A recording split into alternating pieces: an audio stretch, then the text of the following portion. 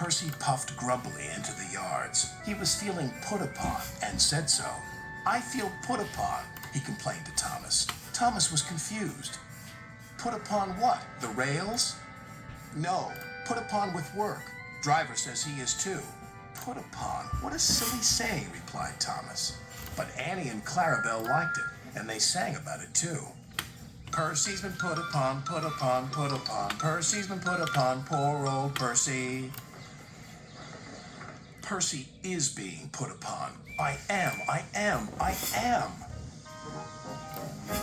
He collected metal from the foundry, coal from the yards, flour from the mills, rock from the quarries, and fuel from the depot.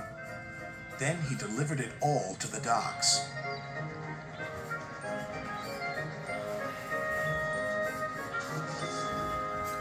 Next, he collected some empty freight cars.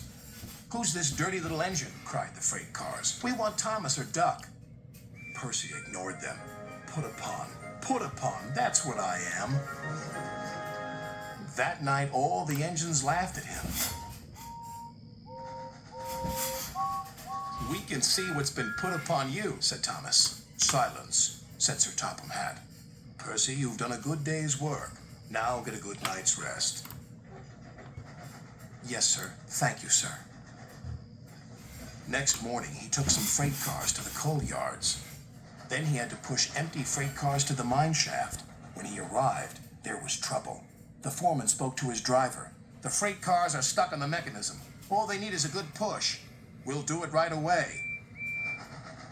Percy shunted back to where a large canvas barrier was used to protect his line from loose rocks. Percy charged at the line of freight cars too fast and too hard. "Oh no!" gasped Percy. The freight cars broke free, but ran out of control to the mines below. On! Faster, faster!" the silly freight cars yelled. Then there was trouble again.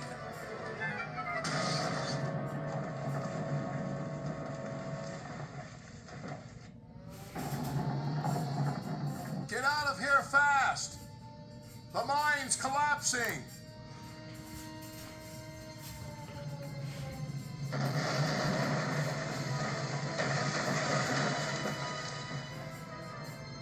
"We'll just have to make a run for it, Percy," called his driver. "There's going to be an avalanche," wailed Percy. And he was right. Worse still, the track he was on began to crumble.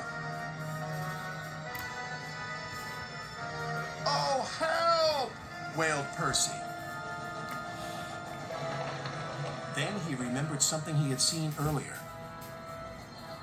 "There's a canvas barrier by the track. That might save us." They were just in time.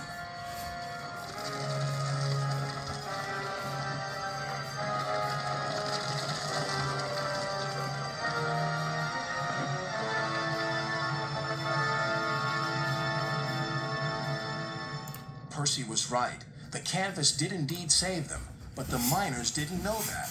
"The avalanche has buried an engine and its crew," shouted the foreman. "We must help them." When Percy had been rescued, Sir Topham Hatt spoke to his driver and fireman, then to Percy. "Driver told me how brave you were, Percy. As a reward, you will be repainted at the works." "Oh, thank you, sir." When he returned, Percy's coat glistened in the sun. "I'm sorry we teased you, Percy," said Thomas. "You were certainly put upon by that avalanche."